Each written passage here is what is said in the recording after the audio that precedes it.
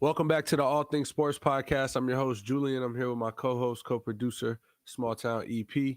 Yo, We got a special guest, friend of the show, Evan. He's back. You guys saw him probably, What's good, yo?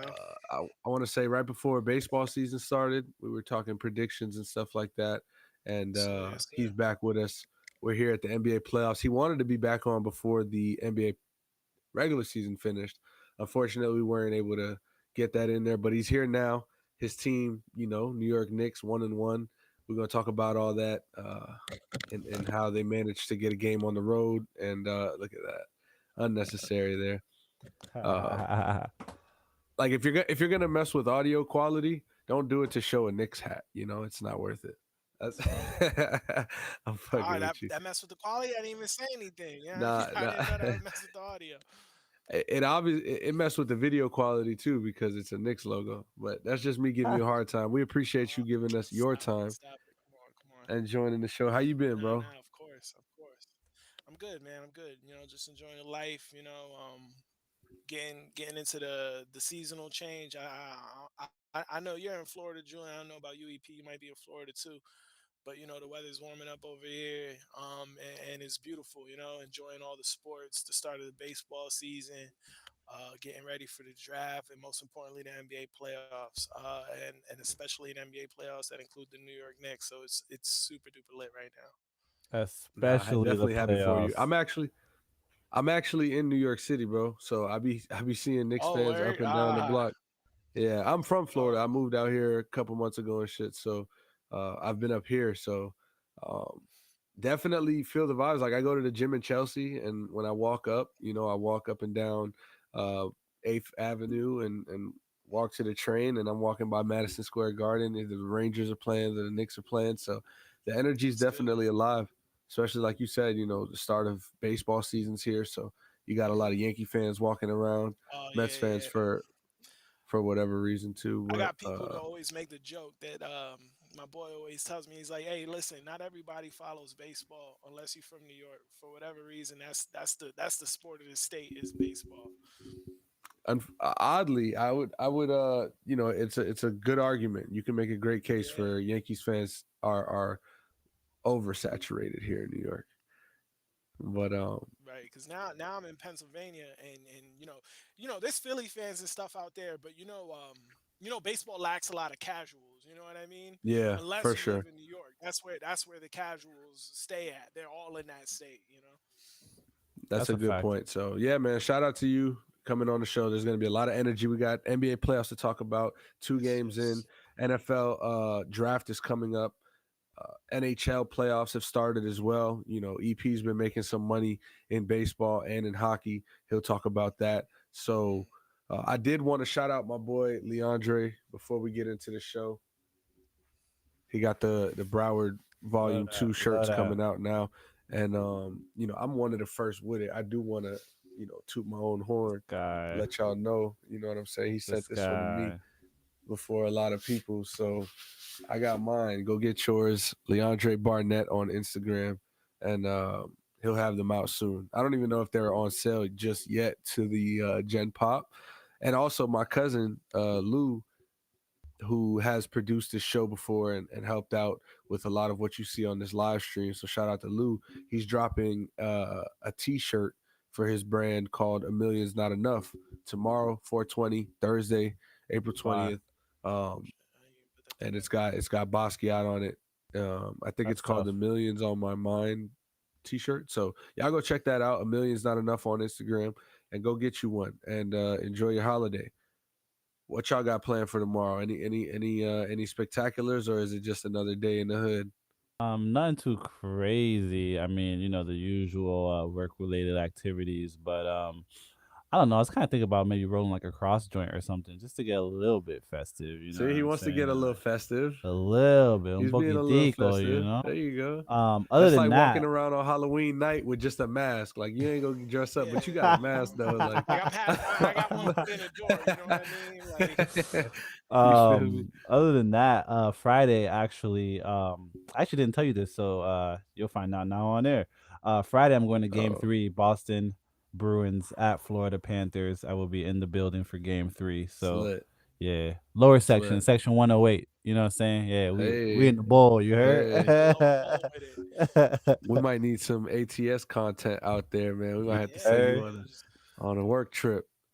Um, get a beer on me. You know what I'm Feel saying? me? You know Fucking. the food stands are a lot better in those 100 sections. We were just talking about that, and was it with you? Was it with? I think it was. I It think we was talked with about it you on the last phone night that last I was night. just talking Yeah, yeah. about. Yeah, as far as different places, Oh, having different different venues ballparks. in South Florida, Yeah, it was. It was. having good or bad food, and you were mentioning that the FLA Live, formerly BB&T Center, where the Panthers play, in Broward County. Shout out to Sunrise, Florida. Word. That's where we from. They have a top tier food selection. So shout out to you. Shout out to the Panthers for making the playoffs. I think they were up last time I checked. Can we get a score update? Are they Um. series tied 1-1?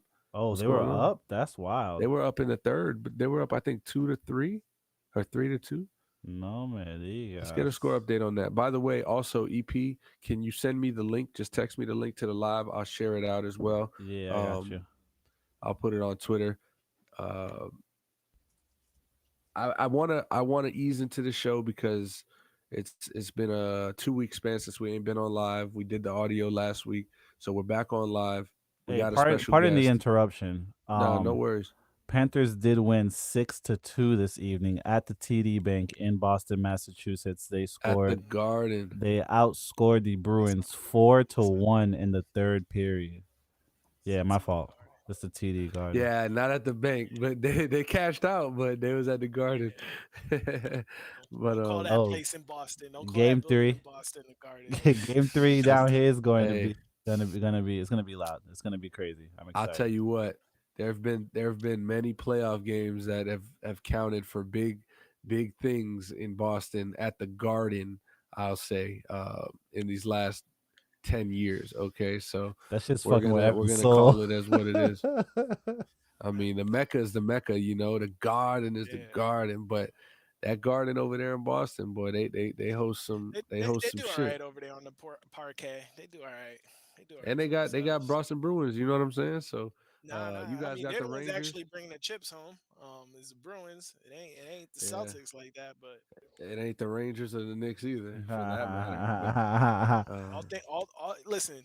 I always tell people when they start talking crazy about the Knicks or any team in any sport, I just be like, hey man, the Warriors sucked for a real long time until they didn't. I Yo, don't know if that's a The team. Chiefs suck for decades, and then look what Until happened. they didn't. Until they didn't. You don't know. Hey, I'm not saying that's gonna happen for my team. I'm just saying, hey, you suck until you don't, man. I mean, that's one way to look at it. I'll put it that way. That's a very optimistic point of view towards a team and a franchise like the Jets. It's going to be so amazing when they finally have some success, whenever that comes. Because at this point, they're still starting Zach Wilson at the at the quarterback position until they get that trade done with Aaron Rodgers. Um, is it before we get into because we're not going to talk about NFL too much. So before we get into NBA playoffs, is the deal getting done with Aaron Rodgers? Do you guys think, or do you think there's going to be some sort of odd mishap where Aaron Rodgers doesn't get traded to the Jets? Evan. I think ultimately the deal gets done. I think it's something that's just waiting for draft night. Um, I think, especially with the NFL, you notice as soon as free agency starts, there's a real hot period in the beginning, then things slow down, and then the draft happens. And that's kind of like the next big movement period in terms of personnel and things like that. So I think the draft will be either the day he gets traded or in that within that week. That'll be ultimately when Aaron Rodgers becomes a Jet, if that's still the intended plan. Because the Jets could, they could pivot or just sometimes it's piss or get off the pot. A lot of times with these trades and these deals, right? You Uh, negotiate and you're going back and forth about what you want, what I want, and if you can't come and reach terms come draft night, it's like, hey, guess what? These other opportunities are presenting themselves in different ways. Baltimore, Lamar Jackson. You know, you don't know what could go on. But I do think if the deal does get done, it'll get done either the day before or the day of the draft. Oh, okay. I, I think that if it's gone on this long, I'm not saying It's not something that I don't see happening draft week, which is coming up next Thursday. However, knowing the Packers and Aaron Rodgers and how they've operated in the last few years, I don't think that the Packers are one in any rush to get this done. And frankly, I don't know that Aaron Rodgers, I don't want to use the word cares enough, but like is concerned too much with exactly when this gets done. You know what I mean? Like when it does, he'll be there and he'll show up and he'll give his all. But until then, he'll just let it kind of play out. I think that's the attitude I'm at. But I could also see this going into early June, late May, Ooh. possibly. But with that, it's like with draft night. I mean, are the Packers are the Jets keeping that pick? You know what I mean? That's why I see your point as far as it could happen draft night or the week of, because I don't, I think you need that pick to go to Yeah, the Packers, right? exactly. In the Jets trade.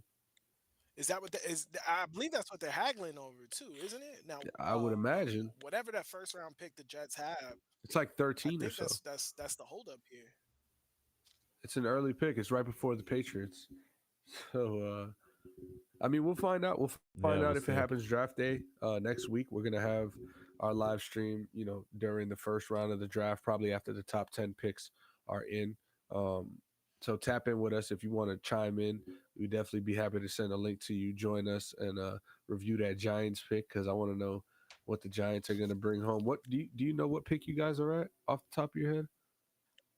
I believe we're at 22, 22, 23. I think is where the Giants sit in the draft. Not entirely sure.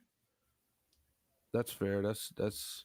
I mean, you guys had a great playoff run. I don't want to go too deep into the draft because I know I said I wanted to talk about NBA playoffs and the NHL playoffs first. So let's kind of start there, man. We've seen two games, right? In most of the series. From Hmm. majority of the first round. The Nuggets are playing right now versus Timberwolves. We'll probably assume that's a Nuggets win. Um, Philly's up 2-0. Boston's up 2-0.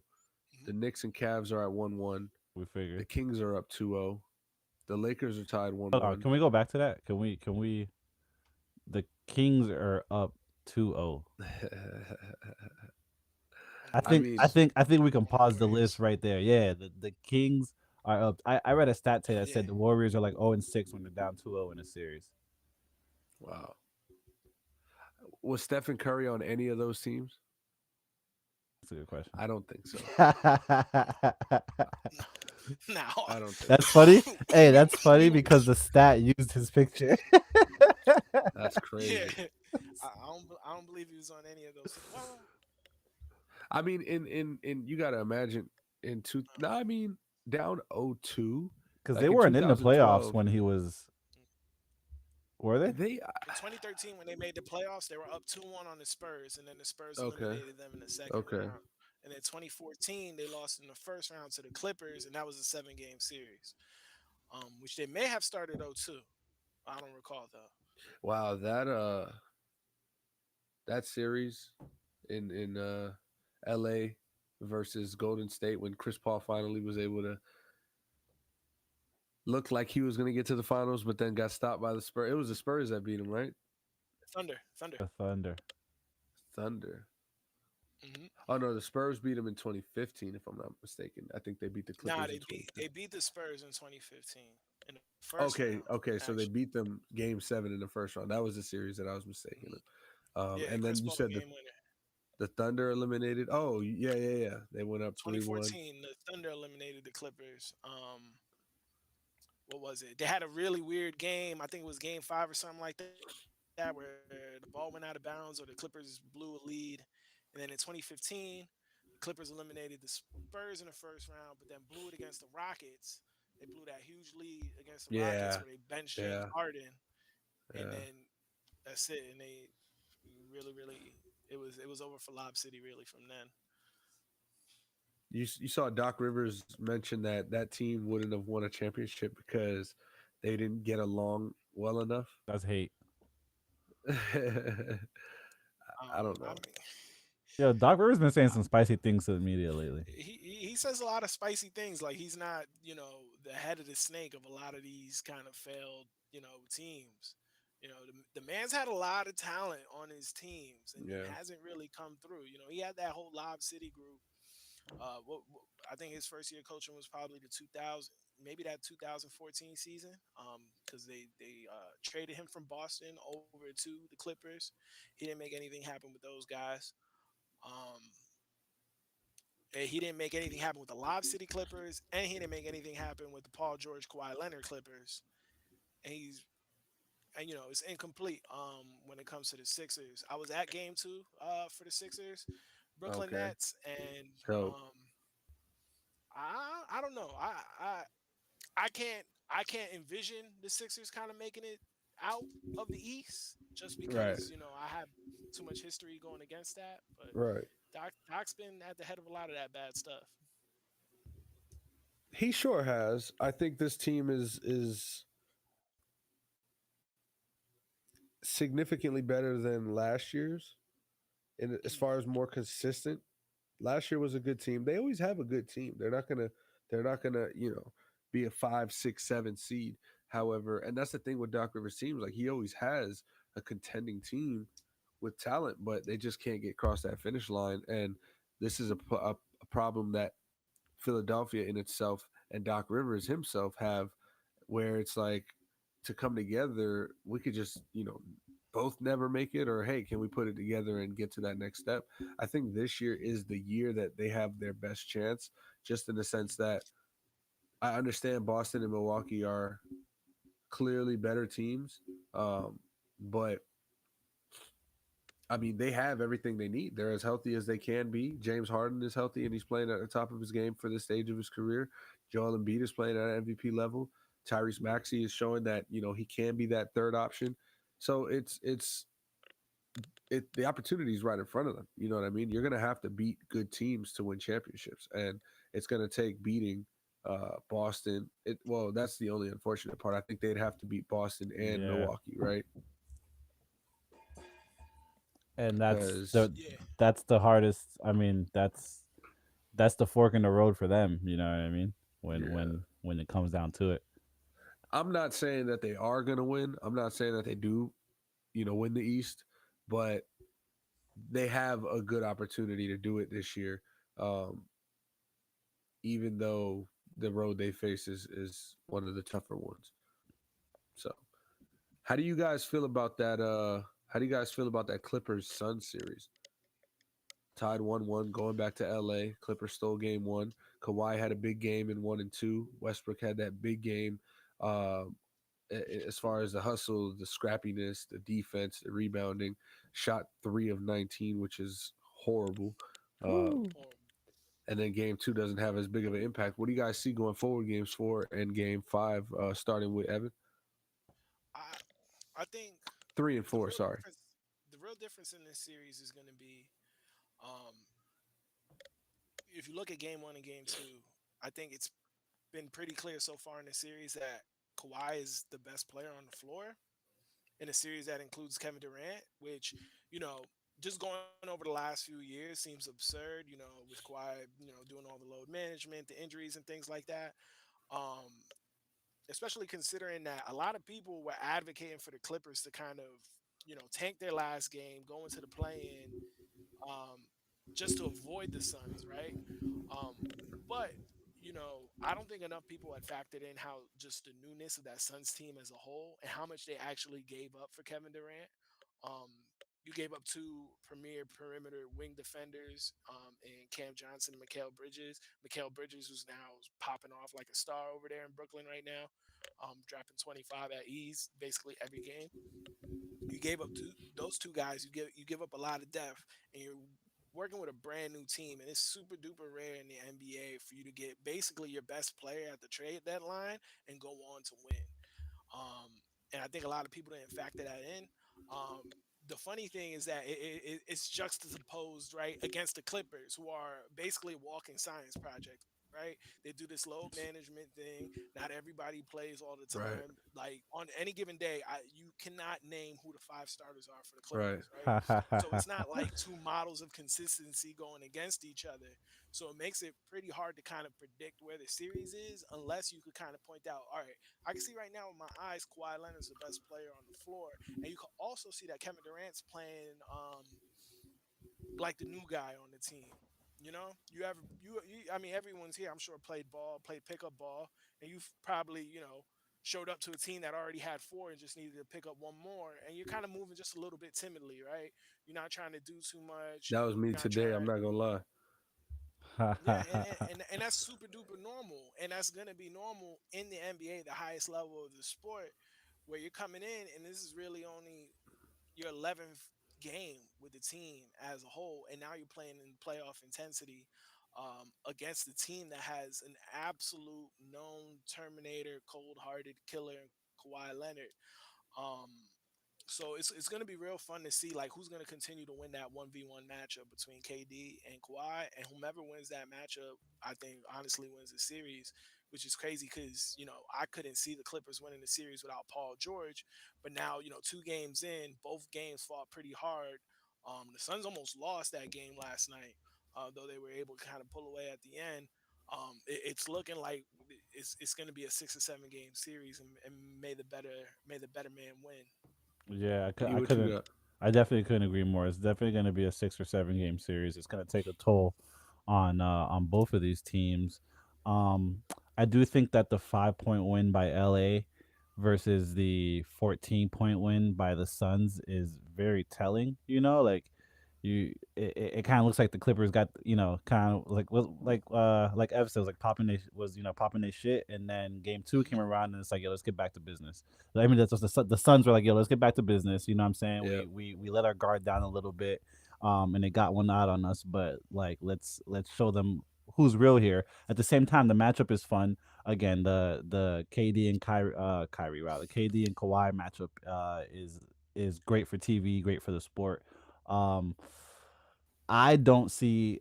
I, I don't know about Evan. I don't see the Clippers winning without Paul George. I think that's what it's going to come down to. Is Paul George's absence at the end of this? Yeah. I Yeah, mean, I mean, normally I'm inclined to agree. I wouldn't see the Clippers win without Paul George, but I think a lot of what's wrong with the Suns, or what's not totally right with the Suns, is like the sum of the parts, right? I can name the four guys, right? KD, Aiton, Chris Paul, Book. And then outside of that, it's really a crapshoot on who's going to contribute. And in the playoffs, you need those others to step up. And I just don't know who those sham others it. are. They got Yeah, Landry Shamit sham it face. over there. Shit, I don't know about Shamit.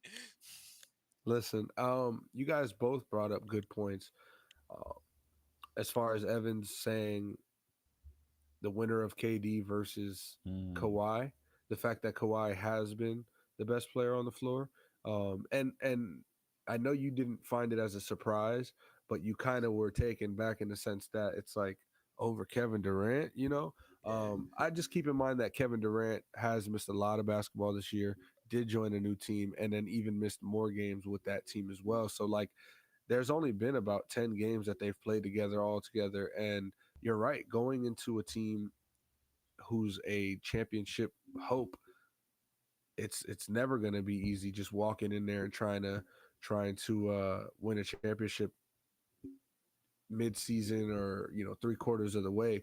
But I've always said it, and I think a lot of people has always said it, that Kevin Durant is one of the more like easy puzzle additions where you Yeah, can he's grab him and malleable. You can get in yeah, there and you fit can in. with anybody, right? He's like I guess Jello. And I'm never gonna doubt his talent or his ability in big games or big moments. So the best of Kevin Durant for this playoffs is yet to come. I don't see the Clippers having enough fight back for when the big punches are thrown, with the Suns. When Devin Booker goes off for 35 and Kevin Durant goes off for 32, and then Chris Paul throws in a 20 in there, it's like, you know, what do you guys, with Paul George even being back, it's you can go 35 for Kawhi Mhm. and 30 for Paul George. But after that, who's going to be that guy that, you kind of look at it in a similar way versus the Knicks and Cavs series, which we'll tap into. But um, not to say the Suns are so deep as far as their bench goes, because the Clippers are definitely a deeper team and a more all around team. But this is like superstars versus a deep team. And in those scenarios, I'm going to go with the superstars, especially when we're talking about a Kevin Durant, Devin Booker, Chris Paul um, at this spot. So, yes, Clippers have stole home court. They have a chance to go, take two at home. But I think that Suns team is too good. They're very well coached, and those guys have been here. So I'm expecting the Suns to honestly, if not win both on the road, they'll split Ooh, and then we'll win the rest. I like that. So to me, I'm seeing this series go 5 or 6. I don't see this series going 7 games. That's just my opinion. Though I do respect the fact that you could think it goes 7 because Paul George is going to have some sort of an impact. You have to imagine. Just hopefully he gets back before it's too late. Let's tap into the Heat the Heat Bucks series. I mean, it's a 1-8 matchup. Everybody thought this would be a sweep, which is fair. Um, everybody knows that the Bucks are more than likely to win this series. I'm saying it like that because now that the playoffs have started and I saw the sample of what the Heat could be, which we saw in game 1, um, I'm gonna have the hope that we win one game at home. Like just off of sheer will, knowing that it's home court, you know, having some sort of spark in that crowd behind us, we should be able to find a way. Tyler Hero, breaking his hand, it kind of shits the bed for everything we had planned because Giannis missing the game here, 2 games straight, essentially, because he kind of came out in the early second quarter, I think, last game. You got to be able Yeah. to capitalize on that, and for Miami to have to go through with an injury like this, like for this, I definitely would have rather taken the pick for the lottery and not made the playoffs. And I'm saying that to be honest because it's like we're already playing the Bucks at a 1-8 seed. Like that team is 10 times better than what this Heat team has shown all year. The Heat played their best basketball in game 1 of the playoffs, which is something to be excited about. However, you lose your second best scoring option on offense.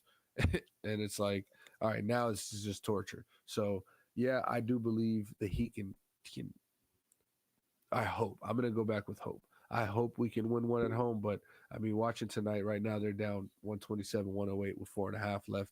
And the Bucks team they're just complete. They make their shots. They have their way with a lot of opponents, and I think that they'll do the same with their second round matchup, whether it's New York or Cleveland. You guys have any thoughts on that Heat Bucks or Fago? uh, I have some thoughts. I think I'm a little against you saying that it would have been better for them to miss the playoffs and just to get like the 14th pick because they probably just end up with the 15th or the 16th, and that's a pick that people can miss on anyhow. Yeah, Um, and you kind of got to give you got to give yourself kind of a little bit of a chance to live. Case in point being, game 1, Giannis gets hurt, right? Not to pray for anybody's injuries or anything like that, but all of a sudden you're looking at it, and there's a brief moment in time where you think, whoa, we don't know how long Giannis might be out. We might be actually able to advance. And when you got a guy with Jimmy Butler who's already not surrounded with the talent that he probably feels like he should be, case in point, look at like the Dallas Mavericks, right? mm, You don't want to end up um, on the other side of Jimmy Butler's wrath, right? You don't want to end up how it ended up in Chicago, how it ended up um, in Minnesota, how it ended up in Philadelphia. You kind of want to cultivate that relationship and keep it as healthy as possible. And the way you could do that is just keep putting a team out there that's going to compete. right. Um, and that wants to compete. So I'm almost always against tanking, especially if you're talking about the end of the lottery type deal. Like, Yeah. what are we talking And about? Like, some you're not people can even miss taken between for like the E 10 and certainty. I definitely last week my sentiment was way different. I said the Bucks are definitely going to win the series. However, I don't care. I because I'm not for taking. I'm never for it, and I'm yeah, not saying that I was. And I get what your argument is. It's yeah, just like to for Tyler Hero to break his hand. I mean, yeah. Nah, we that's don't need that. You know what I mean? Like not. that's kind of like the shit that really hurt and made me feel like, all right, I mean, for that, now we have no chance to win this series, whether Giannis plays a game or not again. It's like Tyler Hero going out is it's over. Like Hey, that's devil's the advocate reality of though. the situation. Devil's advocate. At least you get to watch 5 or 6 games of Heat basketball. You Here know, you not go. four. Hey, it's not a sweep, and Yeah, I'm exactly. super You know, proud. I'm super playoff proud of the game. fact that yeah, I'm super proud of the fact that this team was able to come this far as bad as we've played all season. And not to say that this team is a horrible team because we're a top 12 team in the NBA this year. However, it's just far from a competitive team as far as the Eastern Conference standards for this year. So it's just disappointing to see what we've seen. But the game one, that Miami Heat team was like 2020 bubble Miami Heat. We haven't seen that all season. So if we can bring it with the energy, game three in Miami, we have a chance. Giannis probably comes back 3 or 4, but anyways, I guess moving on. Lakers Grizzlies. What you guys thoughts on Lakers Grizzlies? I mean, it's 1-1 now. Grizzlies won by 10 tonight. They Lakers stole home court. They can take it back to LA and have a chance to go up 3-1 on I think they play Friday or no, they probably play Saturday. Ooh, they play when the fuck do they play? Nah, they have to play I think Friday. Saturday night, Friday, buddy. Friday night. Saturday night. probably prime time ABC game. 10 o'clock ESPN. Oh, the I wanted to call it the Staples Center, but I guess I can't. The Crypto.com arena will be Crypto.com arena. Crip. will be jumping. You think they had that had something to do with it? The fact that crypt is in the word crypto in LA. I mean, it might. I think it also might have to do with like Staples in general, as a big box store might be going out of business. Hey, if that was the case, then a AAA missed out on like a Cafe Bustelo, you know what I'm saying? Like Bang Bro, Bros, they the got a new Publix, name on the low, and like I don't even know what that company is. What they what state? facts, Cassia Center. Like Yeah, yeah. sounds like a I don't know what European they arena. represent. Hey, but we're going back to Cali. It's gonna be. I think this series is gonna be exciting. I'm loving this Dylan Brooks villain, like him just taking Villain on Brooks. the villain Brooks. Him just taking on this persona is while it's kind of annoying, it's also kind of interesting at the same time. Um, but get them the fuck out of the playoffs, bro. I don't want to see. I've gone on record saying John Morant's my Geyser, my favorite player right now in the NBA, but like you play with some goofies, bro. Hey, listen, I'll say this real quick. Side note: E, if the Grizzlies win this series, we have to start selling Villain Brooks t-shirts, and we have to market in Memphis some sort of way. Like we can put on the perm when he had the perm, and just put Ooh, Villain Brooks. Like, Villain hey, I Brooks. know there's a market out there for that t-shirt. I Nah, If that's he see was it. really gas. real, he playing that perm. If he was really real like that, He's not. No, He's I not. don't. I don't want to. I he's don't not. want to do that. You guys can say Funny that. thing with the Grizzlies is that this is about as even as a 2-7 matchup as you're gonna see. Um, Literally. it's super interesting now that John Morant got hurt, even though they won Game 2 without John Morant, which is a common theme with the Grizzlies. They will win without John Morant. That does not matter that much. Um, and the Lakers kind of redesigning their whole team mid-season. Before it was like this team has no one outside of LeBron, AD, and occasionally sometimes Westbrook, as much as people wouldn't give him credit for that. Right. And now they have a full team, with depth, with shooting, with an actual, a decently designed team that has an identity. Um, Austin Reeves running around calling himself him. Hachimura hitting shots. It's weird how that whole Laker business came together. I honestly I can't even put a prediction. I think I was talking to my son earlier. I think I'm gonna go with the Lakers just because it's a tried and true product that Right. I'm more aware of when it comes to LeBron and AD. But you never know what Word. can happen with Mr. Glass and LeBron being 38, um, and the Street Grizzlies clothes. just kind of being a real tough team. But that's definitely a 6-7 game series. It's gonna be fun. I'm just waiting for the Villain Brooks to really to give us that drama, to give us that Draymond moment, something that we could really latch onto just outside of the basketball. Because I think the basketball is going to be just awesome. It's gonna be an Yeah, awesome series between You those know two what really teams. has me excited about that whole Villain Brooks thing? That's officially his new name. We're gonna stamp that. that's his name. Is that he has LeBron chirping back. Like LeBron's cool, calm, collected at all moments, but the fact that you got LeBron chirping back, I'm excited, man. Yeah, Uh, yeah. I It would takes go. a certain pain in the ass to get him to do that. Yeah, but we've seen throughout the years that one guy, Draymond Green, Lance Stevenson, uh, Deshaun Stevenson. Yeah. So it to we've seen it not work out for the other team when this happens, right? Like when LeBron starts to get this annoyed, we realize like, oh shit. I mean, Lance Stevenson lost in that Pacers series. Deshaun Stevenson lost in that Wizards series by major loss. Uh, Draymond Green was the only guy that was able to really get in his head and beat him uh, twice. But was it twice or three times? 15, 17, and 18, three times.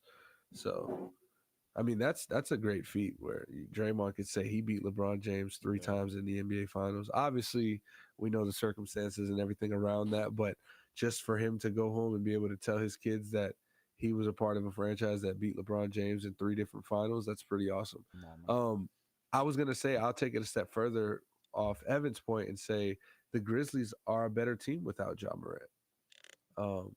And I don't think that they want to, you're not going to just willingly go with that narrative, especially after you pay him the money. And, you want a guy like him on your team. He's an intimidating factor to other teams. He's an explosive player. He brings the market, and he sets a tone at the same time. So I'm not saying this in a way of John Morant isn't a good impact or he makes them worse. Like it's not in that aspect. But this team has managed to figure out how to play high level basketball when John Morant's not on the floor, and It's a you minimal can't drop deny off. that. Can't deny that. They move the ball more. I think the ball finds the right guy more often than not when they.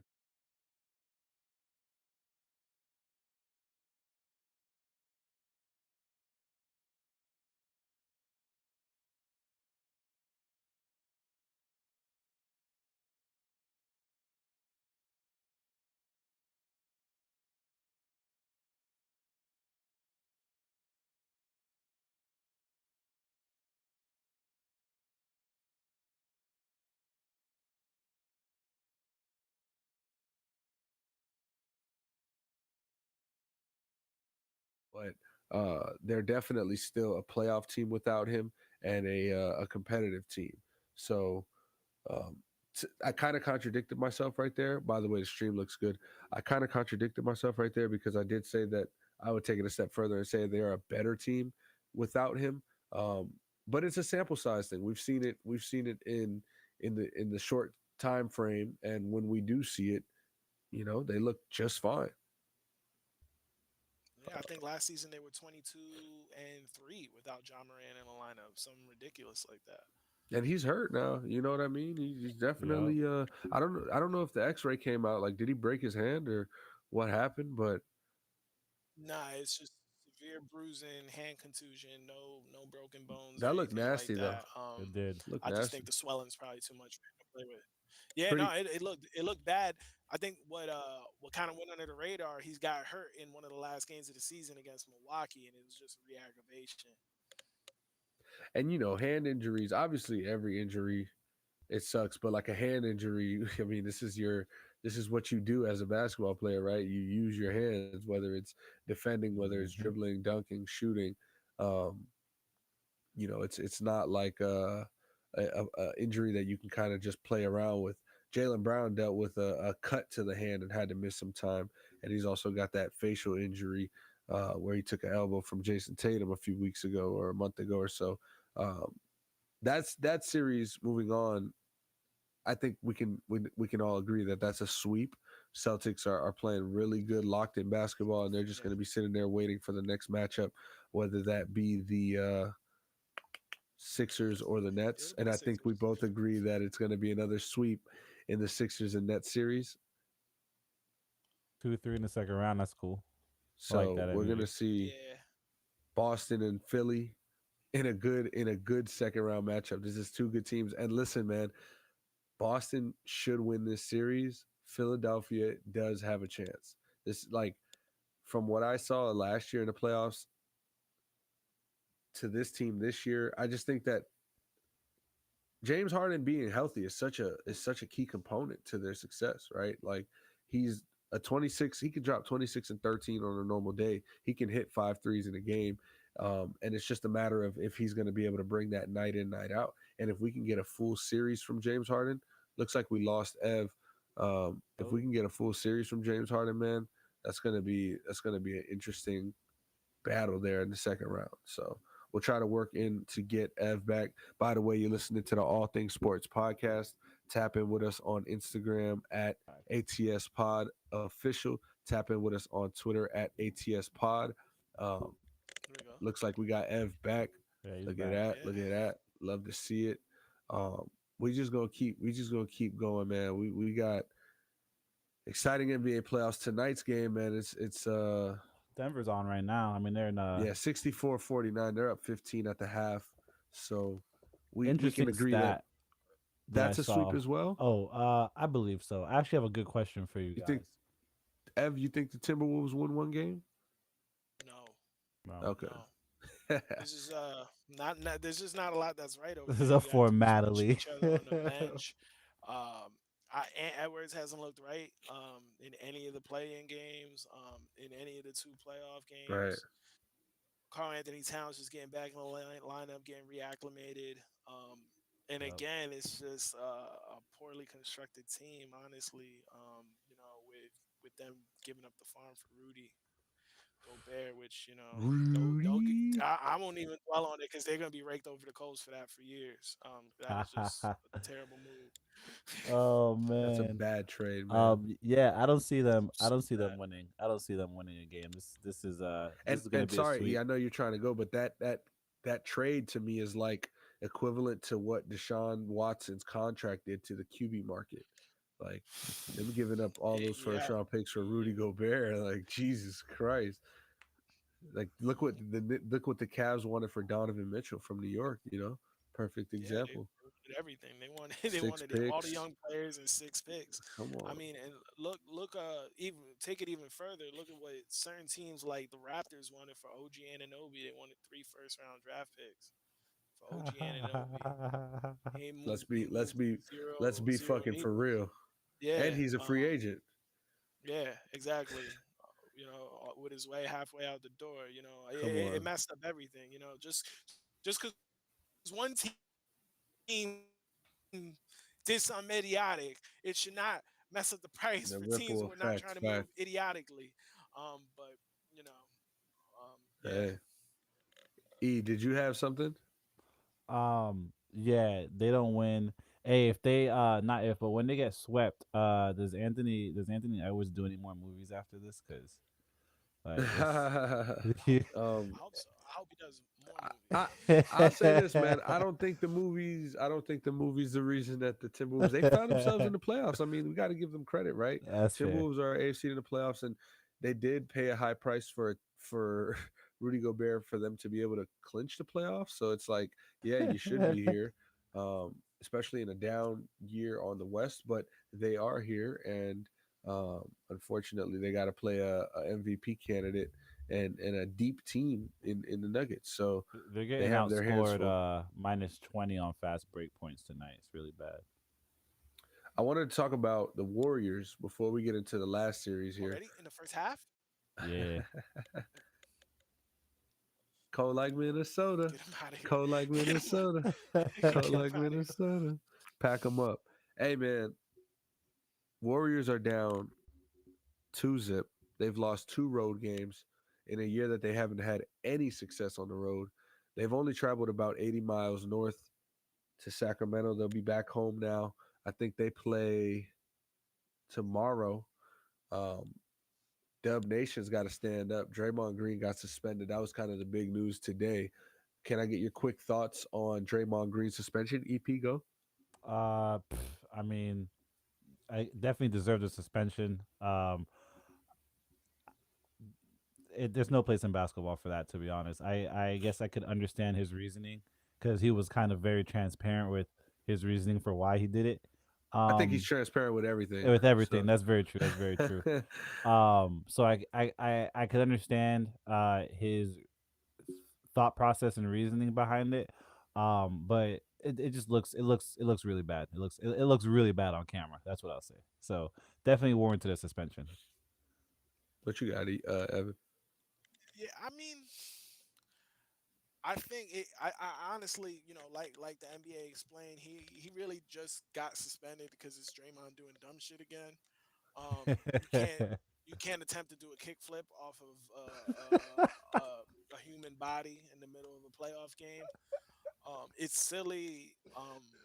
And I think for the Warriors, they've let Draymond operate off the leash for so long, for so many years. And I'm not saying they don't want to corral him obviously because they believe that that fire that he brings is what kind of brings them over the top. But at some point in time, you got to kind of sit back and look and be like, look at the detriment and cost in these instances, right? He he he he up he hits a China low blow on LeBron in the 2016 The finals, right? China low blow.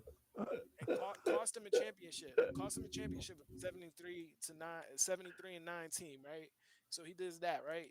He basically he punches Jordan Poole's game out of his body, Yo, right? fam. Before the season started. Punched his game literally out of his body. Jordan Poole ain't been the same yet. There's been zero pool parties. It's been dry as hell over there since Draymond, cleaned his clock up. And Yep. and that ties in directly to the road losses. That ties in directly to the road losses. You're on the road with somebody who stole your face off. Like, how is that a friendly environment? If me and like six of my boys, right, we on a road trip or something like that, and one of my other boys knocks the other one in the face, it's gonna be a weird air in the it's gonna be a weird feeling in the air for months. Yeah. That's why they only got 9 road wins. At some That's point, a very good point. if the Warriors aren't going to hold Draymond accountable for the nut shit that he does, the NBA has to hold him accountable. Yep. And then on top of that,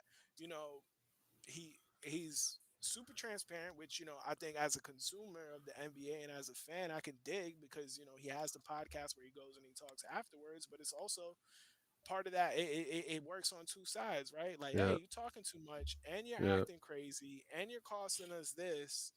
You He cost him KD. He cost him KD. KD was there in the fold.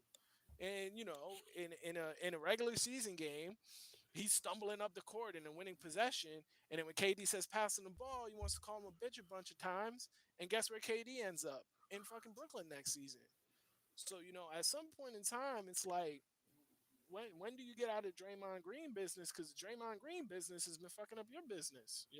That's Mm. true. And it'll be at the end of this season. Draymond, he's playing his last basketball this season. Um, so I think a lot of your points are valid. I'll say this: all of your points were valid. The flip side to the Draymond Green, when are you gonna, cut it out? This, that, and the third. It's like it only feels this bad when they're losing, and they haven't been losing these past few years. They've been the team to go.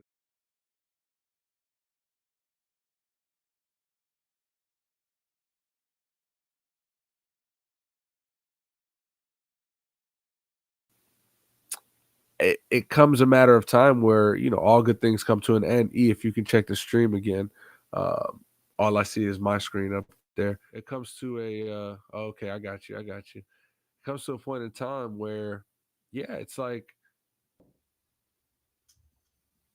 since this is ending and the Warriors of what we knew them for aren't playing as good as they once were, but Draymond is still keeping up with what he's been doing and holding down because technically he's holding down his end of the bargain. This is who he is. He does this. This typically helps us. This typically gets us a spark.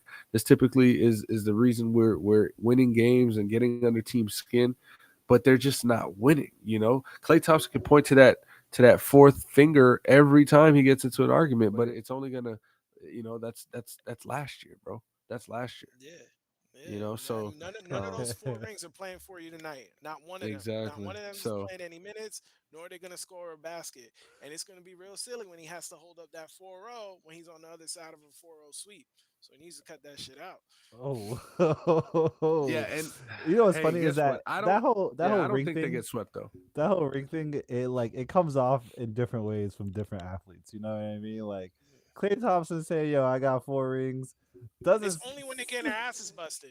Do it when y'all are winning. Like y'all are down 20. Don't nobody give a shit about those four Like rings, man. You getting RIP, your ass beaten like silliness. RIP that boy Bean. You know what I'm saying? RIP that boy Kobe. But when he did it, that shit was fire. Yo, just don't forget. Like I'm, but when Clay does He it, was it's like, sitting yo, there. sit down, bro. Sit down. Sit The thing is down. that Clay's such an asshole though, like somebody was like, "Yo, has Clay ever been a likable guy?"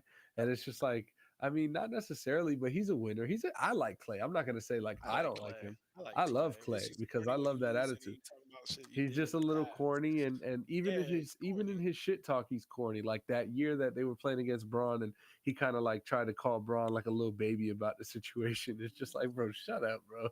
But I mean, they're winning, and he's Oh one man. of the best shooters. So it's like when a shooter talks shit, bro, that's on the money. It's hard to talk shit back because it's like he's gonna shoot that bitch. Like he's gonna shoot that bitch. I'm never gonna be against people talking shit because in all forms of competition, you gather around your boys, you do anything, you're talking shit. So I'm never gonna get high and mighty about talking shit, but I will clown you if you're down 25 and you're talking about some shit you did in the past. Yeah, yeah.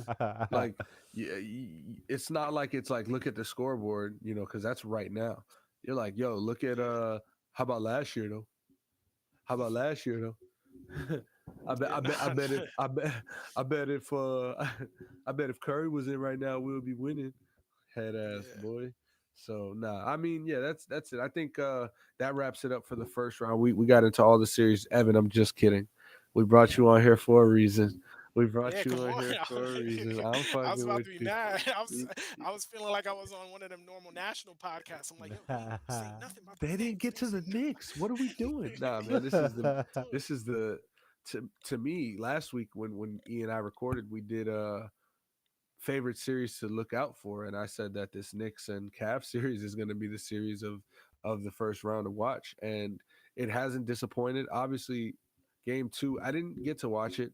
I checked the box or the score here and there, and it didn't seem like an entertaining game. It looked like the Cavs were up for the most part of the game. So I'm being as transparent as possible. I didn't watch game two. I watched game one. I saw how it went back and forth. We can talk about it, but I just want to let you know I didn't watch game two. That's why we got you here. I want you to break down what went down and what went wrong because a lot of they thought that the matchup works out amazing in your favor, which I agree it does. But there's a lot of delusion, and then uh, there's a lot of positivity. So like I can see why you guys felt like this could be a sweep because in game one you showed, hey, we can do that one more time on the road, and then take two at home. Like we Absolutely. can do that. Reality struck. It's 1-1. What happened in game two, All right. Evan? So basically, I'm speaking to the delusion of Knicks fans because I'm also delusional, and I'm also going to speak into the very logical stuff that's Yeah. inside me when it comes to just basketball on a whole. So you know, as far as Knicks fans clamoring for a sweep, it is a little bit of a matchup that the Knicks are comfortable with. They went 3-1 against the Cavaliers in the regular season, held them under 100 points twice in those games. Um, and just generally it's a styles clash that's in our favor. So clamoring and calling for the sweep. I just think a lot of times, especially with Nick fans, like we've been down for so long, we're just really ready to be to be a part of the fray, to be a part of the conversation, right? We sat on the sidelines through many of these playoff conversations over the last, however many years, and the times that we have gotten into the playoffs, it hasn't really Right. felt that real. So like 2 years ago when the Knicks played the Hawks, like I think it was a little bit of a paper tiger, right? Like the Knicks were the 4 seed, but they didn't really have much, Yeah. in terms of talent and things like that. It was just a team that fought really hard in the middle of a COVID season that was kind of weird. Um, Now, in terms of game two, what ended up happening, um, what I think happened is that one, the Cavaliers did play with a lot of desperation. You could just tell from the energy as soon as the game started that they weren't going to be out physical again like they were in Game One, where the Knicks just came in and immediately punked all their big men out. They punked Yeah. out Jared Allen, they punked out Evan Mobley, who looked like a rookie, which is something he probably the most seasoned young defender you're Yep. going to see in the NBA, but they kind of punked them out in that game one. Also, a real big switch that the Cavaliers kind of made in game two, which I do think will behoove them a little bit better to kind of go in this direction, is that Darius Garland was the aggressor offensively and not Donovan Mitchell. Um, Now, the main difference of what happens when you do that, when Darius Garland is the aggressor or the initiator on offense, I think it opens up a lot more for the Cavaliers offensively as opposed to when it's Mitchell. And that's not to say that Mitchell's a ball hog and doesn't pass it the rock. It's just he gets on those heaters, and there's absolutely no reason for him to pass the ball when he gets on those heaters, Right. Mitchell. But I do think it does make the defense's job easier when Mitchell's on the heater, as opposed to when Garland's on the heater the ball around Right. when he's in the middle of those 30-point games and he's cooking. So I think that adjustment that they made kind of putting Darius Garland ahead of the pecking order, ahead of Donovan Mitchell for game two, I think that was a huge adjustment that they made. Another thing that they did, they actually got some contribution from the bench with Karis LeVert. I think he gave him like 20 points. The Knicks, I think the Knicks kind of were happy with the job that they did getting game one on the road because that's essentially what you want to do, right? Oh, You're you coming in want, as of the course, undefeated. You just want to steal that one game. of course. And I think after they kind of already saw, the tide going, the Knicks made no adjustments after that. Once the game kind of looked lost, there was no Yeah. adjustments, right? They could have easily stopped trying to hide Brunson on Karis LeVert, who's a bigger offensive player and was able to go off on Brunson guarding him. They could have switched who the guy who was coming up and screening Brunson once they got across half court. They could have switched that from, instead of it being Mitchell Robinson, the guy who can't really make that second pass as Yeah. good as say someone like Julius Randle Yeah. or R.J. Barrett. Even the Um, Hartenstein too, as or far as even the big man. Hartenstein, who's a great passer. So they didn't make any of those adjustments that were pretty surface level adjustments. I think they were kind of just content with taking game one, especially with Randall playing with on a busted ankle, Hart playing on a busted ankle. It's like, all right, we got what we needed. Let's get out of here. But um, I'm definitely I'm not I'm not we didn't get the sweep, but I'm not like, oh yeah, the Knicks are definitely going to win in five. No, it's going to be a long series because there's adjustments that are going to need to be made for the Knicks. I mean, one, uh, the collective group of R.J. Barrett, Quentin Grimes, and Emmanuel Quickly, Emmanuel like they're gonna quickly. the game did not travel with them to Cleveland for those three dudes, and it's going to need to be there in New York if the Knicks want any Yeah. chance. They need, like I kind of said about the Suns, you need from the others. And if the others don't produce in the playoffs, that's when you get buried, especially for the Knicks, who, I love him. I love Thrive. Jalen Brunson and Thrive. Julius Randle, but no one's Thrive calling them off the of your best. depth. No, Right, sorry right. to But no cut one's you off. calling them the best duo in the NBA. Of Yeah, course. no one's I, calling them the I best duo in the NBA, right? They're not going to be able to carry it by themselves. Facts. yeah, so that was the thing that I was kind of thinking about this whole time. Obviously, um, you guys have Jalen Brunson and Julius Randle as your key guys who are going to have to show up day in and day out. And you can survive a game or two without a guy like Quentin Grimes, a guy like Josh Hart, a guy like Emmanuel Quickly. But a whole series isn't going to suffice. And you guys will easily lose this series if those three guys continue to have game twos. Like as Emmanuel Quickly and Quentin Grimes didn't play in one or two. They didn't play good in one or two. Josh Hart had a really good contribution in game one and was probably the reason you guys came out, hit a big shot late and some hustle plays down the stretch.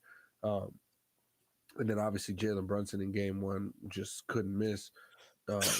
But, uh, going back to your point, a guy like Emmanuel Quickly and a guy like Quentin Grimes are a lot of the reason as far as why you guys are right here, in this position. You guys have thrived off of the fact that Emmanuel Quickly can come in off the bench and just put up 25 or, you know, put up 22, 25, 27 in a game and go off for spurts of 9 to 14 points and put you guys up in a nice comfortable lead. Um, I've always said, the playoffs bring out the best and the worst out of these players. And I'm not going to say like these are bad players or these players aren't good enough, but um, we'll definitely see the separation. And I'm excited to see how Emmanuel Quickly and Quentin Grimes are going to react to their game one and game two performances coming back home, knowing that they're going to have that Adjustments. crowd with them, knowing that the energy is going to be there, knowing that their number is going to be called as well. Because, just like I said, if Quickly and Grimes can't find it this series, you guys are in deep water. I mean, that was the reason that we Yeah, argue the Knicks can win this series, right? Because of the depth and because of the the bench depth.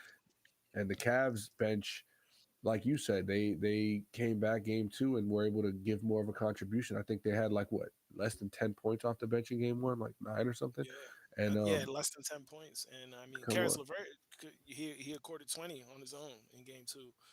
So that's the difference all on itself. Being able to get the others to perform yep. is key. I feel like I EP, forgot my drink tonight, man. Damn. don't worry. This is it's got the G on it, but it's just some orange juice. Yeah, no, my bad, my bad. I didn't mean to It's be drinking Modelo beer on the time job. over there. Nah, Nah, you it's good? straight, It's bro. Yeah, It's Modelo straight. time, baby. yeah. If Now we my um, told you, if grandmother we had told came you the over from amount of DR, times, so we cracked a few open already. Shout nah, out to word. Abuela, Abuela, Abuela. If we told you the amount of times we were recording down here in Florida when June was still down here, getting twisted on the air, bro, it was. I mean, honestly, that's the way you should do it. You get a little loose, you can really Yeah, deep man. dive into what you want to say more comfortably. Yeah, man. And I mean, for all intents and purposes, I'm waiting. I'm waiting for the stream to be over. But I'm gonna celebrate. I'm gonna celebrate. We got 20 minutes till celebration There you go. time commences. So my vibe after the show. Yes, Going sir. back to the show though, just to finalize on the Knicks Cavs before we head into the NHL playoffs. You mentioned it's gonna be a long series, and Mhm. I think I don't know. I didn't really see Nick's Twitter too much today. Ironically, shout out to my boy Sean. He should actually be flying into New York right now. I think he's flying to New York. He's going to be at game 4. So, shout out to him. Hopefully he's on a safe flight right now. Um ironically, he gets suspended on Twitter for 12 hours the night after the Knicks Hmm. lose. Okay, I cool, Did you I see what he guess. got suspended for? Yeah, he put He up a said little we tweet. got to they got to punch the Cavs in the face to start the game. That the Yeah, saying. yeah, You got to run the Come punch ball them. on, down their man. throat. Punch Yeah. them in the They throat. suspended Yeah. him for 12 hours on Twitter for that.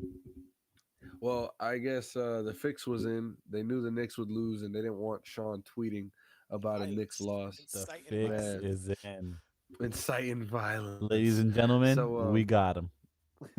yeah, it is gonna be it is gonna be a long series, and I think that my sentiment with that was I think that Knicks fans probably have come down to a little more of a reality, saying, okay, this team can beat us. Ooh, hey, Ooh. I guess No, not. I mean, I know a lot of I them. We a little I crazy. I guess not.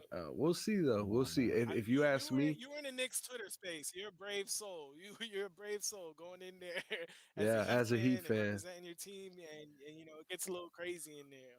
I'll say I get a this. I little mean, crazy in there. The way this I will talk probably be the here last is day. very different than how I talk there. This is the probably the last day. Yeah, because we don't enable you with Knicks talk. Like you're not gonna come on here and just sound like a delusional fuck talking about the New York Knicks. It's not what we do here. Nah, nah. You In your no, you business. could even try. And I listen. We don't even talk too much about the Yankees on this show. All right, and this is our show. Once that Yankees talk gets a little too much, I just start cutting shit off. I'll mute your fucking mic if I got to. All right, like Like, all I, right, next that's when subject, I next start. I'll subject. start power tripping and shit. Yeah. Oh shit, we lost Ev. Oh man. Oh man. Oh, we had such a good guest there, man. We'll try to get him I back. don't blame him. I I'll don't say blame this him. though. I'll say this. I got the Next Knicks time. losing to the Cavs Let's go. in 7 games. Uh, I think that the Cavs still won back on the road, and then each team from there wins their home game. Um, Can I get a prediction from EP? Knicks tape in six. You already know. I got Knicks in six. Donovan Mitchell's gonna chase his Madison Square Garden moment. It's gonna fall flat. Knicks in six. Ooh. Listen, I like Donovan the Mitchell. narrative. I'm all about I don't, narratives. I don't, I don't. And no, we are all about narrative. Yes, I don't like He, that one. I he's think. chased that moment against the Knicks all season. He's gonna continue to chase that moment. I mean, yeah, fair enough. All season, uh, playoffs a different ball game. We've seen Donovan Mitchell shine bright in some of the nicest arenas in the playoffs. I don't see why at Madison Square Garden he'd just chase it uh, like a dog without a leash for the first time. I think that he's been here before. He understands Minnesota right down now 5. I'm sorry to what it interrupt you. takes. Minnesota's No, down no 5 worries. right now. That's interesting. 7 minutes in the That's third crazy. quarter. Minnesota's down 5 points. We'll, 10 we'll Damn, over are keep we in the posted upset with about last that that. couple series again? minutes. Are they turning the bus around? We'll wait. We'll wait till game four to talk about that series. I did want to say before I wrap up, um, yo, it's crazy. I had it on my mind. I lost it. It just hit my mind again, and I think I might. Oh, I was gonna say, uh, this will be the last day I can probably say this, so I'm gonna take advantage. It's Wednesday night, um, and here we are, Evan, in the first round of the playoffs. Heat 1-1 with the Bucks. Knicks 1-1 with the Cavs. I mean, from here, Hey, you guys hey. take it where you need to take it. Wow. We'll do what we have to do, but we're going back home just like you are to a 1-1 series. Whew. Mm-hmm. Who would have thought, right? So now, Who would thunk so, it? so now, I thought I was saying we'll both lose in the first round, which I'm still stuck on. We'll both lose in the first round, but I mean, we're 1-1 right now. I mean, and I still think we're both gonna lose, but shit, how much better are the Knicks gonna do? I just predicted Game 7, but anything can happen. Anything Oh can happen, man. man. Giannis's back could be jacked up. I mean, the thing is with Miami, I give Jimmy Butler a lot of shit. I like to make fun of Jimmy Butler, um, you know, just because it's fun to me. But I do think he's an absolute awesome competitor and What's fun about basketball it? player and an equalizer. And honestly, in a 7 game series, in his mind, he could go toe to toe with whomever is the best guy. And there's very few people with that He makeup of that has mold in gone the toe to NBA. toe with the And best he has, and he absolutely has gone toe to toe with the multiple best of them. times, So and we're you never talking know what could about toe to happen, toe with especially if the health Giannis, is murky over there. toe to toe with Tatum, toe to toe with Braun, Toe to toe to Bron, toe to toe with Kawhi all versus the Raptors Kawhi, in the name them. 2019 Eastern semis. So I give him his credit. We'll end it there. That's basketball. I want to get into just a little bit of playoff hockey, and then we'll jump into the NFL draft. We got NFL draft next week. I don't want to Facts. take too much time on this show tonight. So MLB, it'll probably be an afterthought this week. We'll catch back up on the flip side of that MLB. But EP man, this playoff hockey's been good. The Rangers are up 1-0. So you know what New Tampa York Bay team is up isn't going 1-0. back home with a 1-1? The fucking Islanders. They just lost an OT to Carolina Yeah, 4-3. they I was excited that they made the wild card spot. But now it just looks like I don't they proverbial blew your load trying to make it to the playoffs, and now Hey yo. you're about to get swept by Hey Carolina, yo, what? and it's not looking good for the Islanders right now. Well, the Oilers are up 2-1 on the Kings. Kings lead that series 1-0. Panthers tied up the series in Boston. I know what is it? Patrice Bergeron, he's been out for the Yeah, he Bruins. has Um Panthers won 6-3. You said they outscored the Bruins Now the 3-1 Bruins in had the the. best record 4-1. overall, didn't they? Yeah, just like last year the Panthers did, and they shit the Hmm. bed in the playoffs too. Well, they did have to play Yeah, I against the think it was the back-to-back Rangers that took it home, champion. wasn't it? Nah, it was the Lightning. Yeah, it Back was to the back Lightning. champion Lightning, who Lightning. Oh yeah, then the were Lightning going took for it that home. three-peat until they were meet with a steel rod in Colorado Avalanche. I'll say this: a lot of people were surprised about Seattle taking Game One against the Avalanche in Colorado. Yeah, I I mean made it's the money on defending the champs. Kraken. All right, so The line was weird. It was plus 170. Kraken won 2 out of the 3 in the regular season series, and both of those wins were in Colorado. I was like, you gotta for the value, you gotta give me the plus 170. I'm sorry. Hey, and it You're won. telling me it never happens. And those boys, Right, right. I'm not gonna lie, I'm definitely on Avalanche game 2. Minus the 1.5, 2.5, and shit might get ugly. Game 2, I'm not gonna lie to you. Oh shit, I Um feel you. Yeah, yeah, they got to come back with a vengeance, like the Rays versus the Reds did. That's the same. I mean, I know the Stars right now. I think they're still whooping up on Minnesota. I think it's like what's the score right now? 6-3. Is that live? Yeah, it's still live right now, if I'm not mistaken. So 6-3 Dallas. They got upset in the first game at home by Minnesota, which I actually lost a little ticket on. I was on Dallas. I like the way at the end of the season they look great. But they suffered a big loss and one of their defensemen. Damn, I forgot his name, but it was one of the craziest hits I've seen. It looked like Wow, when Reggie Bush got clapped in in Lito New Shepard. Orleans. Yeah, it looked like one of Wow, those type Lito of hits. Shepard. And I Wow, think that might, unfortunately, I hope not, because I want to see them go deeper into be the the playoffs. demise of the Yeah, Stars. you saw it was a complete momentum changer when that happened. I mean, it led to the first loss in game 1. They obviously bounced back. You can't lose 2 straight at the crib. Um, but it'll be interesting to watch game 3 and how they make adjustments without that. Interesting to see. I mean, tomorrow coming up Thursday, April 20th, we got Tampa Bay Lightning, Minnesota Leafs, Rangers, Devils, Kraken, Avalanche, Jets, Golden Knights. So we got a good slate Thursday. Friday we got a game 3 of uh, Carolina's up 2-0 on the Islanders. They're going to be going back to Ma- Carolina. Yeah, it's no, they're real going. busy in They're that New going. York area They're in going to terms New of York. They're playoff going back teams. to. They're going to New York I for think it's called Matson. I think the town's game called 3. Matson, New York, or something like that. That's way out there in Long Island City. Yeah. Boston Bruins tied 1-1. Game 3 is going to be on Friday in Sunrise. EP is going to be there with the exclusive access. I Dallas shall. I Stars, shall. Minnesota Wild. Minnesota's up 1-0. That game's on Friday night. And also the late game on Friday night. Edmonton Oilers should be hosting the Kings. Am I correct? They're going back to Edmonton for game 3. They will be going to LA for game Oh, 3, I got bad information here. unless Well, I'm tripping. well, you could be right. You could most definitely be right. So don't Yeah, they trip. go back to LA for game 3. They go back to LA. Okay, They're okay. in the So crypto.com arena.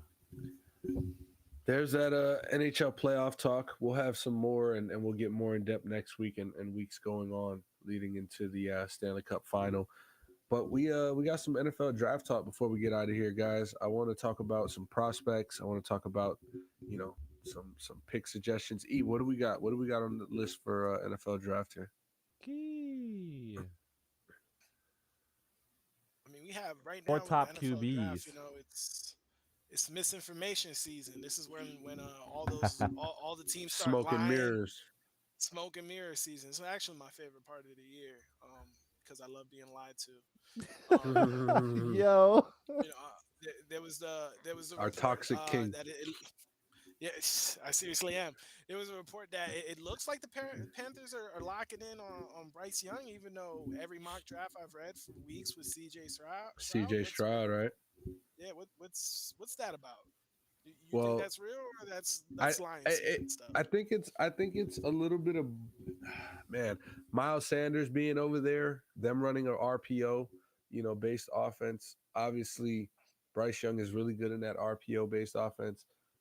I just don't know. Being a Colts fan, I don't know if Frank Reich truly wants Bryce Young at that stature to be the quarterback of his future. I think that if he can help it, he's going to do his best job to advocate for the prototypical type quarterback in 2023 for what it looks like going into the season. I mean, he's had with the Colts 5 different quarterbacks in as many seasons, and some of them has been athletic, some of them has been slow, some of them have been injury riddled, some of them has been like statues, and none of them were able to produce a playoff win.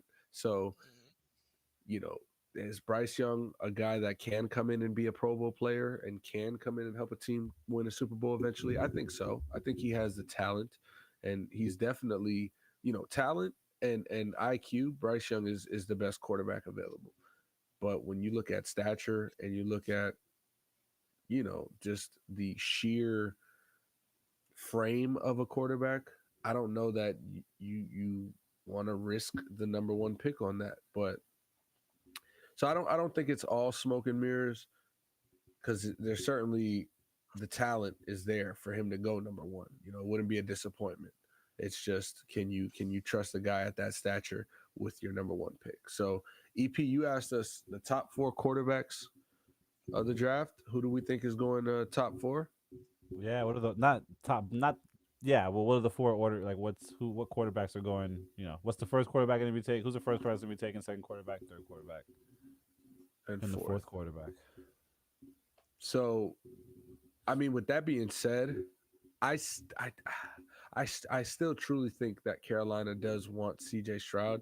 And I saw, like, in his pro day, Josh McCown, quarterback coach for the Panthers, was talking to him like, "Yo, when you're in North Carolina, and that can all happen. That's fine." But I think CJ Stroud is the guy for Frank Reich and the Carolina Panthers.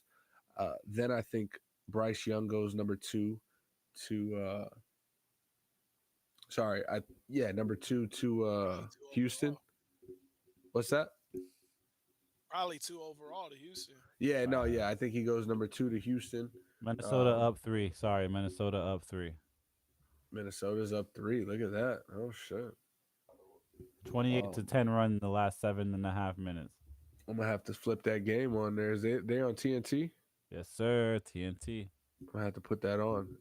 At number three, this is where it gets tricky. Ev, do you think Evan Bryce Young is going one or two, or CJ Stroud is going one, like one? What do you I what do got you think? Shroud and Young. Okay, okay, I think in terms of talent, um, the gap isn't that close. The gap is close enough to it's say, not hey, I want that those far, measurables. Right. right? I want the measurables of CJ Stroud. Like, give me the 6'3" quarterback over the 5'10" one. Yeah, Um, and then outside of that, I think kind of rounding out whom are the next, yeah, three and four. I mean, the four that AR-15, right? Anthony Richardson. yeah, they I don't want see. him. He doesn't want to be called AR-15. I guess with all the Oh, God bless him. gun violence He in the doesn't want to be country near going the on. guns. Um, change your number, buddy. I'll tell you that. Ain't no way you going to Indianapolis or motherfucking Houston, dude. They ain't finna call your ass AR-15. Right. You got me fucked up. Exactly. Come on, man. Let these people love you the way they want to. You better change your goddamn number. You better be Oh man. AR-16, Bill. Nah, that's I heard that Five. one. Nah, his college number was not college. His high school number was he 12? I think he was 2 or 12, 2 and 12 or something like that. So, anyways, that's neither here nor there. Do you think Richardson or Levis gets picked first? I think Richardson goes first, and then Levis. I think Richardson gets picked first, but I think they both fall to like the back end of the first round, maybe even the Wow, second round. Wow. I don't think all four really? of those dudes Wow. are I think first. Anthony Richardson's a top 10 Yeah. pick. I think he's a top 10 pick. I just I think there's going to be too much like edge and tackle talent that teams aren't going to want to really pass up. A lot of teams in the draft, they like to build trenches out. Um, 100%. and I'm just with the way quarterbacks have come in recently. Is it worth the first round pick unless you know it's a sure thing? There's just been so many meant to okay first round quarterbacks after the last few Right. years. It makes it a little bit tough. Do you want to spend that draft capital, that first rounder, on a quarterback, especially when most quarterbacks don't hit the ground running to start with? When you can get a tackle in, and the return on investment happens one faster, and Way you know, quicker. and it's a cheaper position to fill. Potentially higher, It's quicker. too. No, Yeah, that's exactly. true. You That's can a get a great lot point. more out of it. So like I see Um, those two guys, you know, Young and Stroud going towards the top of the draft, but the other guys I could easily see them falling towards the end or second round. I think Levis is a guy that I can see dropping to the 15, 16 around there. I don't think either of these guys go past 20.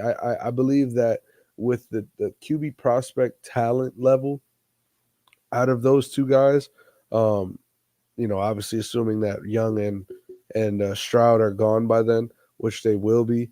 Um, there's too many teams in that top 20 that need quarterback help. Like, do the Falcons truly think Desmond Ritter is the guy, or do they say, listen, here's our chance, our future could be right here, and we could take a guy like Levis or Richardson and at least put some pressure on Ritter to try to outperform him at training camp. But it's a hard thing for me to see in this NFL with the way quarterbacks are coveted, and the talent that these guys do have as prospects, to see them kind of floating to that Lamar Jackson realm of the first round. So it'll be interesting to see. Who do you think? Hey, who do you guys think the Raiders will take in the seventh slot? See, and this question to me, it really depends on what teams trade. Like, is are the Cardinals gonna trade that pick? Number three, and if they do, are the Raiders gonna trade up to number three? I don't And think they what, take a will, just quarterback, because of even the though they fact. signed Jimmy Garoppolo? Like, what do you trade up to three to get if it's not a QB? Yeah, I don't think that's the thing. I don't think they would trade up to get a quarterback, knowing that they got Jimmy Garoppolo. If Richardson or Levy's fell to number seven, which they have a high possibility of one of them doing that, I think it's possible we see them take a chance on a guy like that, even though they signed a quarterback. But knowing the Raiders and their history for how they draft, I wouldn't be surprised them taking like the first cornerback off the board, like Witherspoon from Illinois, or Joey Porter Do they still Jr. draft speed first over there in for the I mean, Raiders? Like, who's the fastest dude? Henry Ruggs was the guy that they Uh, last got, who was a big burner, and we'll see how that worked out, yo, unfortunately. But I think I think if you're the Raiders, you got to go like, I mean, in a top 10 scenario, if it's not a quarterback, you got to go best available. So it's gonna depend on, like, if Jalen Carter, don't trip, Ev. If Jalen Carter, like when Jalen Carter slips, right? He's gonna slip. This is a number one pick overall that we presume. This is hilarious right now.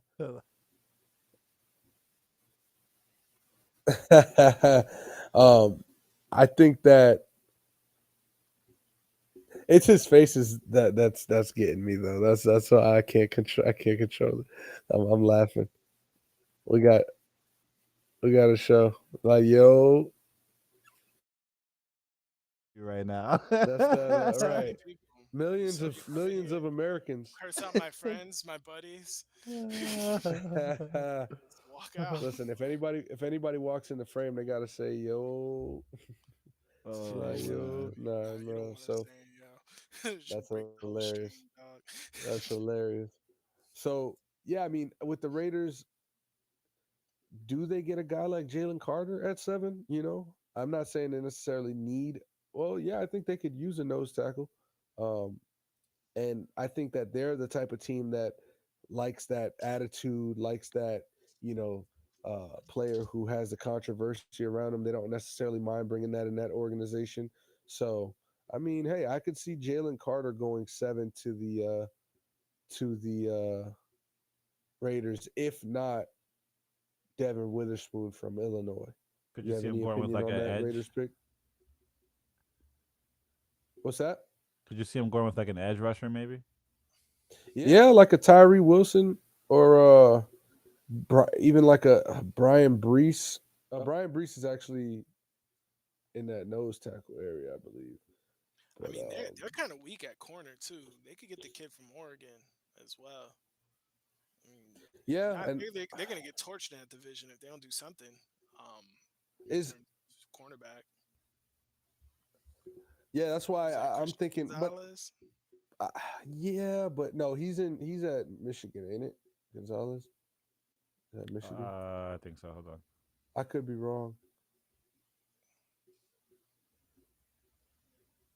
because I know that Nah, TCU he's has in Oregon. He's Solomon in Oregon. Hodges. Okay, cool. So I just try to make Evan look wrong for no reason. Um, Sorry, and that's I the had him up. speed guy. That's funny. Yeah, it's the That's the speed guy. speed guy that you're looking for, As a you know. And corner, so, the Raiders almost historically draft whomever the fastest person is. Um, and if it's they drafted Darius Hayward Bay in the first round, I wouldn't put it past them to draft presumably the third best corner. Because if you ask me, it's Witherspoon and Joey Porter Jr. Hmm. top two corners. So, you know, Joey Porter Jr. has that size and that frame at 6'2". He's like that J.C. Horn type of frame. Um, and Witherspoon is a little lankier and longer paws uh, with the wingspan. So it's going to be interesting. What else you got for us, EP? Uh, if you're looking at, third, fourth best corners, who's the first wide receiver? Who's the best wide receiver on the board? Who gets taken first on the outside So slots? best wide receiver or wide receiver who gets taken Oh, first? yeah. I guess that's not always the same thing because the best wide receiver that might not fit in that system. So who's the wide Yep. receiver that gets taken first? Ev, did you have an opinion I on this you kind of wanted to only chime in? really see, yeah, I kind of only really see the kid from Ohio State. Damn, I can't pronounce his name to save my life. Smith and Jigba. Yes, Smith and Jigba. He's really the only one I could kind of see going in that top 10 range. Even though I like the kid from USC, that's kind of who I want the Giants to target, Yeah, Addison. Um, yeah. but on top 10, probably going first overall. The first wide receiver off the board. I could only see the kid from Ohio State, Smith and Jimba. Man, He got some comps to like Justin Jefferson and stuff. I like Might that. be a little bit too much to pass up. you look at the order, and to me, the first team that could really use a wide receiver. Um, you wonder what Chicago's going to do with that number 9 pick. You probably imagine they're going to go defense there. Um, and if a Jalen Carter is there at 9, I don't see how they don't take him. You got Philadelphia, Tennessee, Houston. Houston, if Houston takes quarterback 2, they can be the first team to take a wide receiver there. Um, I kind of think that I kind of like Jordan Addison to Houston. If you take Bryce Young at number 2, and then Jordan Addison gets, or I wouldn't say drops because I don't expect them to be top 10 either. But if you can get like a Jordan Addison at number 12, you're getting some good value there in the first round. So um, I would say Jordan Addison as well, being the first guy taken off the board as far as wide receivers go.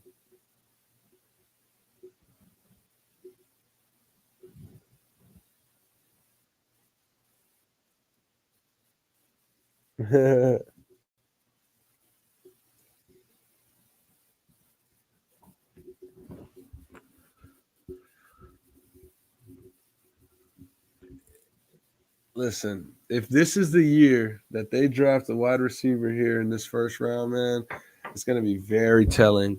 And that'll be a hilarious conclusion to an end of a run at Aaron Rodgers in Green Bay. I just think it's so funny his runs ending exact same way Favre's did, like with one rando ass season for the Jets. After maybe I'll Yep. retire, maybe I won't type deal. It's history repeats itself in such funny ways. I'm just waiting for him to scam a whole state out of welfare checks. Wow.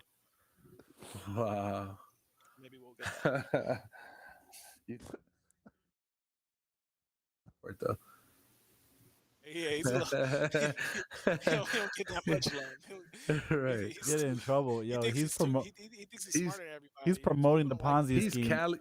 on the Pat That's McAfee show. He's hilarious. he's going on the Pat McAfee show. Like, yeah, I just if you're missing some welfare money, I'm Right. him. Yeah, Listen, right. Aaron Rodgers He'll go is about it all the wrong ways. he's Cali white. Favre is Mississippi white. You know what I'm saying? Two very different whites. Two Yeah, very different whites. can't get away with everything, Oh even as man. a Cali white boy. But no, it's just jokes. Definitely can get away with everything, no matter what white you are. Moving forward, if the Packers do take a wide receiver here in the first round, and give those keys to Jordan Love, we saw what Jordan Love has in his bag. We watched that Sunday night football game against Philly where they took Aaron Rodgers out or he was hurt, and Jordan Love had to step in toward the end of the game. And he has talent. He has arm talent. He's a little smarter. Understands his game and the scheme, and he has a really good head coach who is a good communicator with the quarterback, Mike LaFleur. So um, obviously it would look funny and there would be a bunch of like, oh my God, they finally take a wide receiver. They didn't do this the whole time Aaron Rodgers was here. But at the end of the day, you got to be realistic with the holes in your lineup. And, if you find that at, I forget what slot they're at, they would probably go to 13 if they trade that pick to the Jets. So Right. you figure if it lines up, and the wide receiver is the best position we can take right now, then that's what they'll do. Uh, we'll just have to kind of wait to see what draft night brings, and that's kind of why we don't do mock drafts and stuff like that. Because at the end of the day, like I say to E, like it's never gonna go. It's like a bracket challenge, and you're gonna have trades, you're gonna have a bunch of changes in order and stuff like that. So it's cool to just kind of let it unfold, but it's also cool to speculate things like maybe the quarterback order, or first wide receiver taken, or guesstimate a team's choice. Anything else E on that draft list? Rookie of the year, defensive rookie of the year predictions this year.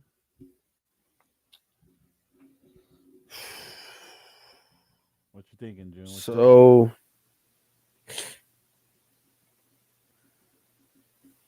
man, I kind of think as far as offensive, I think defensive rookie of the year is going to be Will Anderson out of Alabama. I mean, just he's like, if not Jalen Carter, it's definitely Will Anderson as far as the best player in this draft. He's the most NFL ready. He's a grown man in a 6'4", 243 straight muscle, ready to go get some quarterbacks. And I'm interested to see his impact. Like if he's going to have that Micah Parsons type of impact to the game, where it's instant and it's just you're going to see it getting better every week. Um,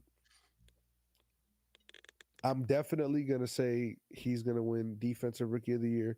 And then it gets tricky on offense because I think with these top four quarterbacks, it's kind of dependent on what system they go to and where they fall, that can deter or lead them to that road of offensive rookie of the year. But last year we saw a wide receiver win it, and I would be a little surprised to see it this year as well because of the fact that the wide receiver class it's deep, but I think it was better last year with like an Olave and Garrett Wilson, Drake London. This year is just deeper, but not as much top talent. So I'm not sure that a wide receiver wins it. I'm probably gonna have to go with.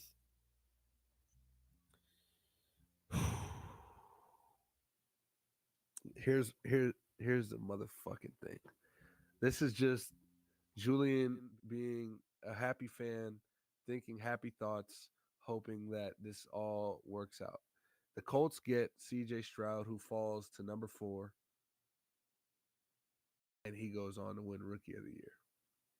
Just let me live. What you got, E? Yo, Evan? I mean, I could see it. I think for offensive rookie of the year, I'm gonna go with the position that translates the easiest. That's running back. That's Bijan Robinson. Um, about as I NFL like ready that. as it's going to get. I like Um, that. and rookie running backs kind of have the most opportunity to actually Yeah, win that award.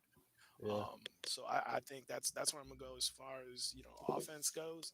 And then on the defensive side, I think it was super rare that Sauce Gardner won at cornerback yeah, for defensive rookie of the year. So I'm gonna just go edge Will Anderson, pretty easy from Alabama. Um, if he ends up kind of drafted in that top area, a team like the Lions, a team like the Cardinals, oh yeah, Yep. you know, a team that's kind of already, has some kind of defensive metal to them already. All he has to do is kind of get the sacks and make the plays. I think it's pretty simple in That's terms of going. that's an immediate impact in Detroit. I'm not gonna lie to you. That stops them from getting put from 35 getting put on their head top every game. You know what I'm saying? yeah. I mean, shit. Aiden Hutchinson and Will Anderson opposing Yeah, sides. Woo! That sounds yeah. beautiful. So that'll be interesting to see. As far as Bijan Robinson, yeah, that's a great pick. He'll be NFL ready.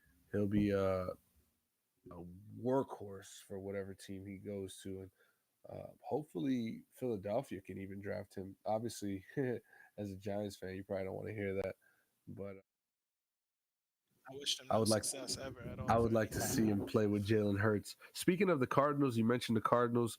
Buda Baker, starting safety, all pro safety, has requested a trade, right? So that's going to be something interesting to see. And now, with being a week out from the draft, we have the Cardinals at number 3 with no need for a quarterback, as far as we see it, and Buda Baker, who's requested a trade.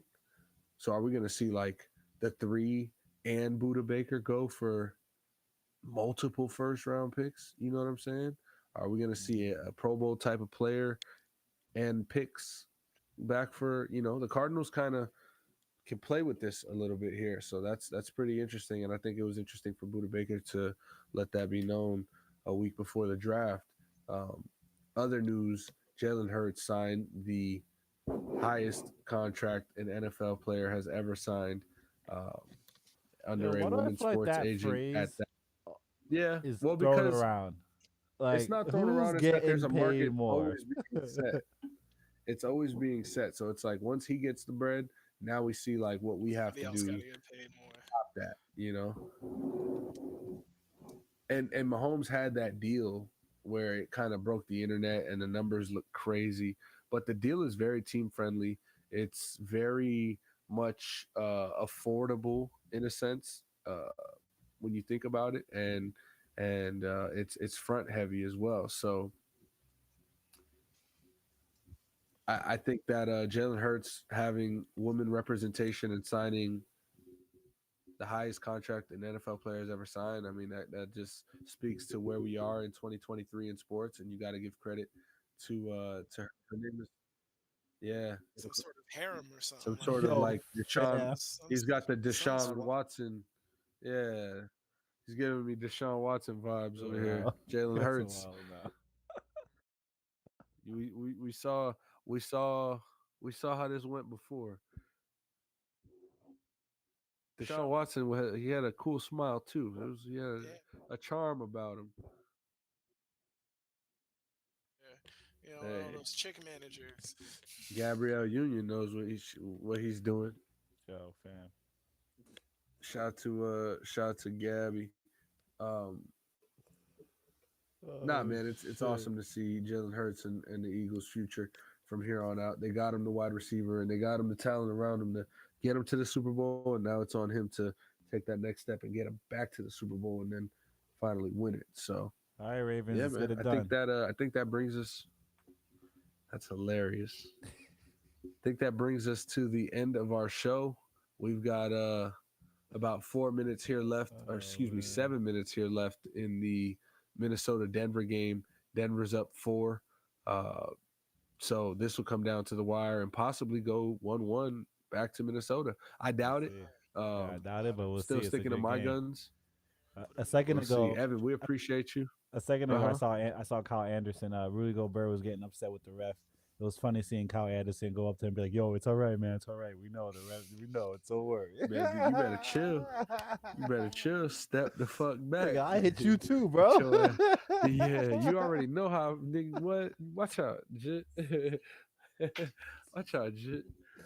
So, but Oh nah, like I shit. said, Ev, we appreciate you for joining us, man. We had a fun time tonight, and super excited to see the rest of this Knicks Cavs series. Super excited to see the NFL draft, and anytime. Facts.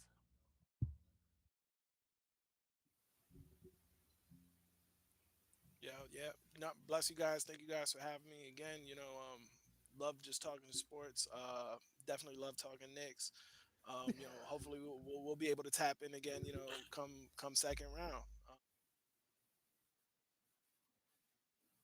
Maybe we're both not. And then we just got other shit to talk about.